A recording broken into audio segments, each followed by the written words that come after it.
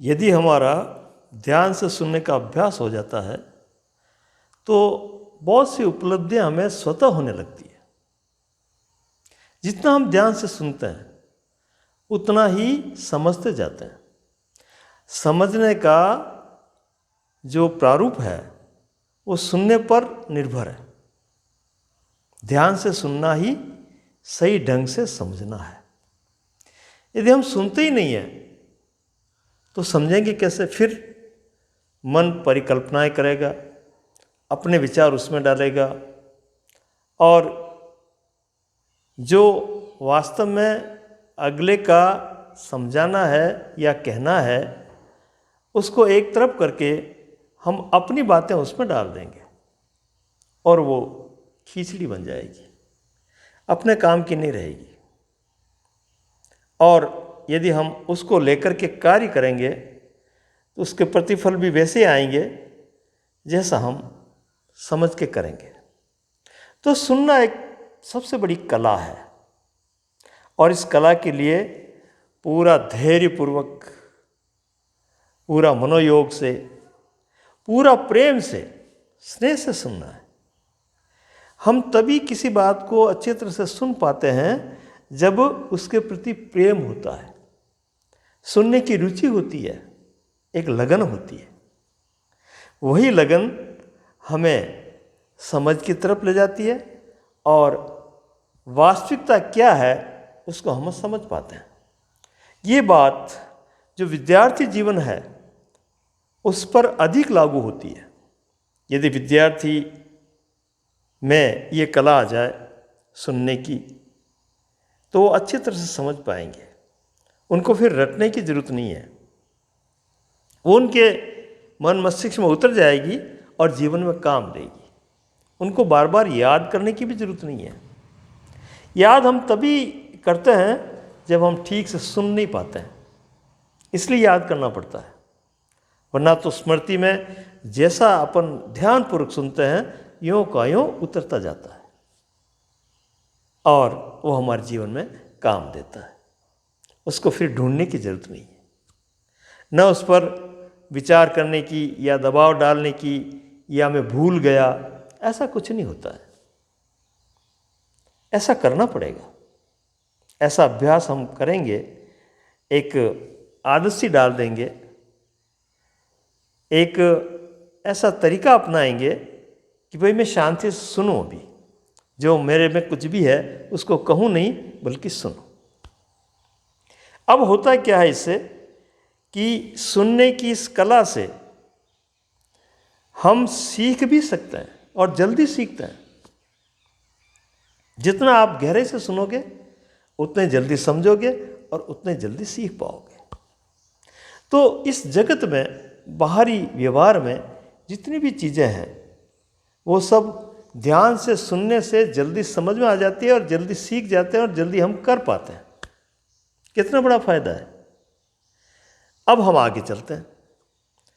यदि यही सुनने की गहराई यदि हमारे साथ चलती रही, मन इसमें रुचि करके प्रेम पूर्वक सुनता रहा, तो इतना शांत हो जाता है कि और चीज़ों के ऊपर इसका ध्यान नहीं जा करके उसी पर ध्यान जाता है, सुनने में सिर्फ। और सुनता सुनता इतना शांत हो जाता है कि एक दिन वो अपने हृदय की धड़कन को भी सुनने लगता है। इतना शांत हो जाता है। धड़कन चल रही है, उसकी भी आवाज़ है, लेकिन हम सुन नहीं पाते। धड़कन के साथ साथ जब हृदय के भीतर की आवाज़ों को सुनता है, नस नाड़ियों खून के प्रवाह को जब वो सुनने लगता है, तब बहुत सी चीज़ें उभर करके सामने आती है। चीज़ों से मेरा मतलब है आपके शरीर के भीतर किस अंग में किस तरह की आवाज़ आ रही है और उस आवाज़ में वो आवाज़ आपके अनुकूल है शरीर के लिए या उसका कोई ऐसा प्रतिकूल फल आएगा जिसको हम बीमारी कह सकते हैं, है ना। तो एक उदाहरण बताता हूँ मैं आपको। एक अच्छा मैकेनिक है मशीनों का या कार का, तो जब वो इंजन की आवाज़ सुनता है तो आवाज़ सुन करके पता लगा लेता है कि इसमें क्या डिफेक्ट है, क्या खराबी है और कहाँ खराबी है और कैसे ठीक हो सकती है, सिर्फ आवाज़ सुन करके वो पता लगा लेता है। तो ये कुशलता आ जाती है। सुनना एक बहुत ही बड़ी कला है। आप इसको अपना करके देखिए, जीवन में बहुत कुछ उपलब्धियां आपको होगी और सहजता से होगी, सरलता से होगी। तो भीतर की जो ऑर्गन्स हैं वहाँ भी तरह तरह की आवाज़ें आ रही है, तो उस आवाज़ों को सुन करके हम पता लगा सकते हैं कि स्वस्थ जब शरीर है तब उनके अंग प्रत्यंग कैसे काम कर रहे हैं, कैसे उनकी वाइब्रेशन है, कैसे उनकी फ्रीक्वेंसी है, कैसी उनकी आवाज़ है, कैसी उनकी गतिविधि है। और जब वो आगे पीछे हो गए हैं तो फिर उनमें बदलाव कैसा आ रहा है और किस ढंग की आवाज़ वो निकाल रहे हैं, वो आवाज़ क्या सूचना दे रही है, ये पता लगेगा। फिर और गहरे गए अपन, तो गहरे जाने के बाद में हम विचारों को भी सुन सकते हैं। हमारे जो विचार चल रहे हैं, विचारों का जो कोलाहल है, उसमें कौन सा विचार कौन सा प्रभाव ला करके हम पर छोड़ेगा और उसका परिणाम क्या होगा, और वो विचार कहाँ से उठा है, उसके पीछे क्या कारण है, वो विचार क्या कहना चाह रहा है, हमसे क्या चाहता है वो। ये पूरी कीमिया, पूरा रहस्य बहुत ही ध्यान से सुनने पर मालूम होता जाएगा। हम और आगे बढ़ रहे हैं।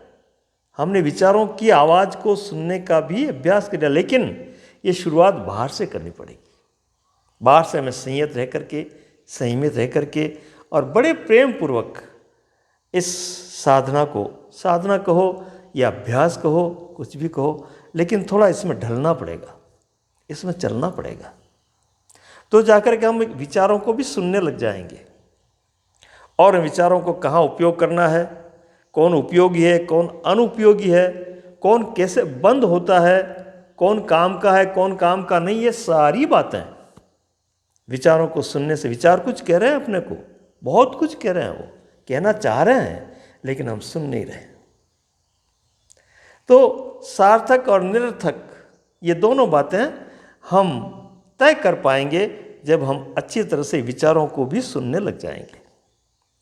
और विचारों को जब सुनने लग गए तो फिर मन को सुनने में क्या देर लगेगी। मन जो विचारों का पुंज है और चारों तरफ विचारों को चलाने का एक संचालक है वो, तो उसकी गतिविधि को जानने में फिर क्या देर लगेगी। मन को हम सुनने लग गए, मन की सुनने लग गए, तो एक तालमेल बैठ गया, एक मैत्री हो गई, मन के मीत हो गए हम।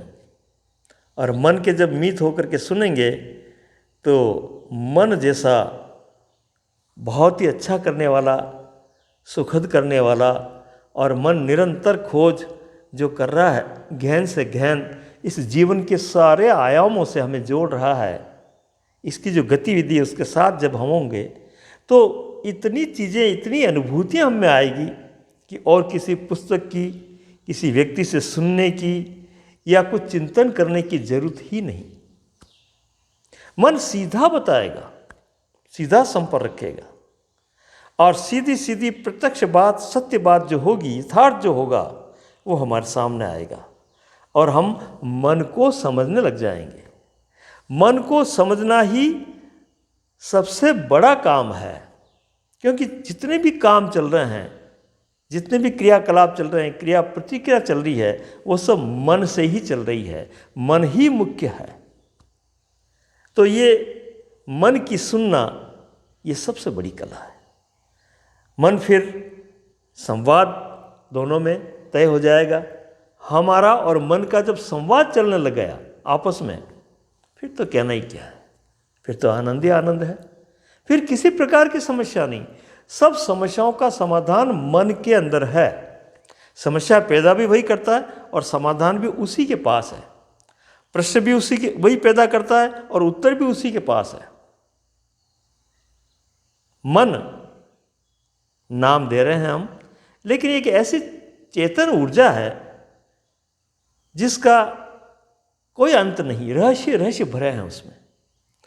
और जिन भी मनुष्यों ने, विद्वानों ने या वैज्ञानिकों ने खोज की है, वो मन के जरिए ही की है, मन ही माध्यम है। तो मन से अगर संवाद होने लग गया, फिर क्या कमी रह जाएगी? फिर सब ठीक रहेगा, फिर सब अच्छा ही अच्छा होगा। अब अच्छा क्या है, बुरा क्या है, ये भी संवाद करने से मालूम पड़ेगा। उसके तह में जाएंगे हम, उसके साथ मैत्री स्थापित हो गई और उसके साथ साथ चलने लग गए। मन ही एक हमारा साथी है। अभी हम कुछ नहीं जानते। हम न तो ईश्वर के बारे में जानते हैं, न किसी धर्म के बारे में जानते हैं।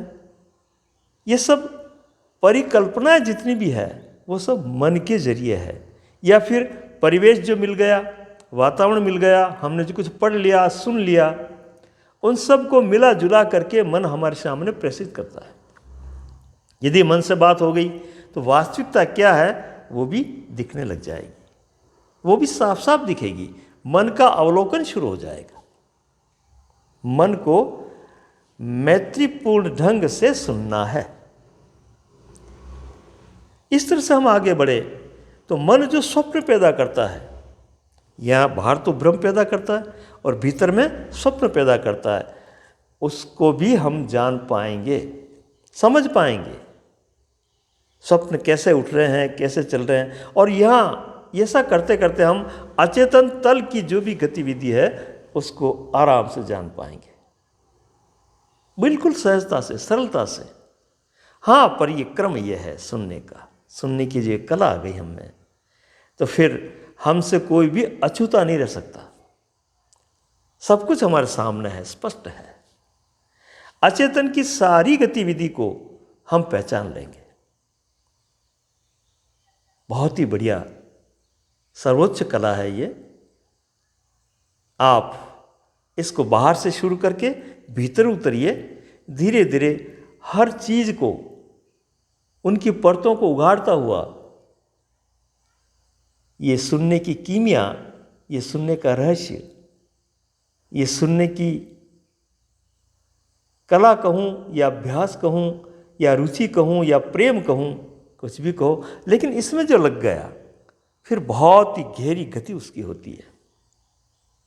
फिर उसका जीवन बदल जाता है, आयाम बदल जाता है, उसके रहने का, जीने का ढंग बदल जाता है, और फिर मालूम पड़ता है कि जीवन ऐसा होता है, इसको जीना कहते हैं।